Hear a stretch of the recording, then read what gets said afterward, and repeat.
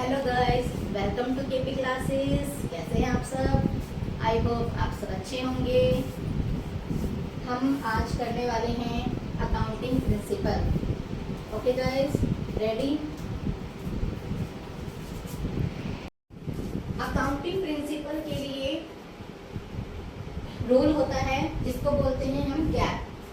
Gap की full form क्या होती है? Generally accepted accounting principle. ये एक जनरल रूल है जो कि किसी भी कंपनी के चलाने के लिए जो बनाए गए हैं, जो हमारे जनरल रूल है उसमें ये बहुत मेन है। हमें किसी भी कंपनी को फॉलो करने के लिए इस रूल को फॉलो करना बहुत ही इम्पोर्टेंट है। तो अकाउंटिंग प्रिंसिपल में पहला है अकाउंटिंग कॉन्सेप्ट। अकाउंटिंग कॉन्सेप्ट में पहला आएगा separate entity concept. Separate entity concept में ये होता है कि हमारा जो बिजनेस होता है वो, और जो पर्सन होते हैं, जो ऑनर होते हैं वो, ये दोनों अलग होते हैं, सेपरेट होते हैं। अकाउंटिंग सेपरेट, हम जो भी इसमें अकाउंटिंग स्टेटमेंट जो भी हम लिखते हैं, जो भी हम एंट्रीज करते हैं, वो सब पार्टनर से अलग होता है। उसका पार्टनर से कोई बिजनेस का लेना देना नहीं होता है। उसको बोलते हैं separate entity concept. Money measurement concept. Money measurement concept में होता है कि कंपनी में जितनी भी ट्रांजेक्शन होगी हम लोग उसे क्या करेंगे? मनी टर्म में करेंगे, मॉनेटरी टर्म में करेंगे। वो होती है money measurement concept. Going concern concept. Going concern concept में होता है कोई भी ऑनर, कोई भी पार्टनर कंपनी में आए या जाए, इससे हमारी कंपनी को कोई भी इफेक्ट नहीं पड़ता है। उसको बोलते हैं गोइंग कंसर्न, क्योंकि हमारी कंपनी चलती रहती है। चाहे पार्टनर इंसॉल्वेंट होगा तो पार्टनर या डेथ ऑफ द पार्टनर होगा तो वो भी इससे अलग होता है, सेपरेट होता है। ये सब चीजें गोइंग कंसर्न कॉन्सेप्ट में हमारी कंपनी चलती रहती है। Dual concept concept. Dual concept में आता है डेबिट और क्रेडिट। ड्यूअल कॉन्सेप्ट में डेबिट और क्रेडिट। डेबिट और क्रेडिट मतलब हमें किसी भी एंट्री को, चाहे हमारे कंपनी में गुड्स आ रहा हो, चाहे कैश जा रहा हो, इन सब की एंट्री टू टाइम्स होती है, डेबिट और क्रेडिट, जो हम आगे जनरल एंट्री वगैरह सीखेंगे उनमें करेंगे। Realisation concept. रियलाइजेशन का अकाउंट होता है कभी पार्टनर इंसॉल्वेंट हो जाते हैं और वो अपनी इच्छा अनुसार कंपनी को बंद करना चाहते हैं, तो उसके रियलाइजेशन कॉन्सेप्ट के तहत वो हम कंपनी को बंद कर सकते हैं। Cost concept. कॉस्ट कॉन्सेप्ट में होता है हम प्रोडक्ट की कॉस्ट पर ही उसकी कॉस्ट निर्धारित करते हैं कि जिस कॉस्ट पे हमने उसे खरीदा है वही कॉस्ट, हम पहले जो कॉस्ट होती है उसको ही हम लेके चलते हैं हमेशा।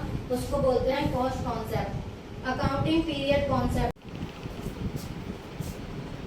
Accounting period concept. Accounting period concept में हमारा जो भी हमारे अकाउंटिंग पीरियड कॉन्सेप्ट का मतलब है कि हमारे जो भी अकाउंट्स होते हैं फाइनेंशियल 1 ईयर के लिए होते हैं, वो अकाउंटिंग पीरियड के अकॉर्डिंग हमारा अकाउंट चलता है, उसको बोलते हैं अकाउंटिंग पीरियड कॉन्सेप्ट। और मैचिंग कॉन्सेप्ट। मैचिंग कॉन्सेप्ट में क्या होता है, जो भी हमने प्रोडक्ट खरीदा है, जो हमने गुड्स कंपनी में लाए हैं और जिस डेट पे हम लाए हैं और जिस पे हम इशू कर रहे हैं उसको हम बेच रहे हैं, या फिर स्टॉक जो भी हमारा जा रहा है उसको उसी टाइम हम एंट्री करेंगे जिस टाइम हमारा वो प्रोडक्ट यूज हुआ है, जिस पे हमने उसे खरीदा है या हमारा मनी मॉनेटरी टर्म से ट्रांजेक्शन हुई है। उससे पहले हम मैचिंग कॉन्सेप्ट में एंट्री इसके तहत नहीं करते हैं। सेकंड है हमारा अकाउंटिंग कन्वेंशन। अकाउंटिंग कन्वेंशन में आता है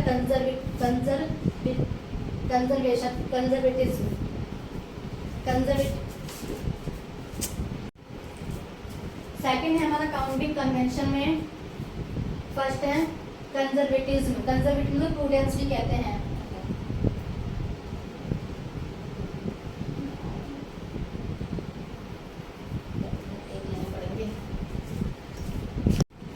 सेकंड है हमारा अकाउंटिंग कन्वेंशन। अकाउंटिंग कन्वेंशन में फर्स्ट है हमारा कंजर्वेटिज्म। कंजर्वेटिज्म में हमारा, इसको हम क्या बोलते हैं? प्रूडेंस।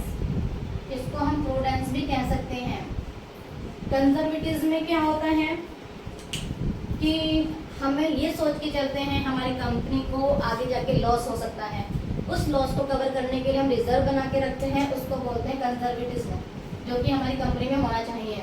और कंसिस्टेंसी का मतलब है कि हमारी कंपनी में एक ही रूल रेगुलेशन फॉलो होना चाहिए, उसको बोलते हैं कंसिस्टेंसी। जैसे किसी मशीनरी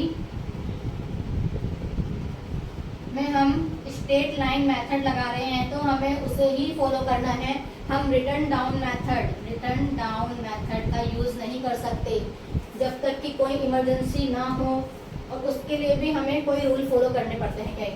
और फुल डिस्क्लोजर में हमें अपनी कंपनी के जो भी ओनर हैं, जो भी क्रेडिटर हैं, जो भी डेटर हैं, जो भी हमारे आउटसाइडर हैं, उनसे हमें अपनी कंपनी का जो भी स्टेटमेंट है फुल डिस्क्लोज करना पड़ता है, उसको बोलते हैं फुल डिस्क्लोजर।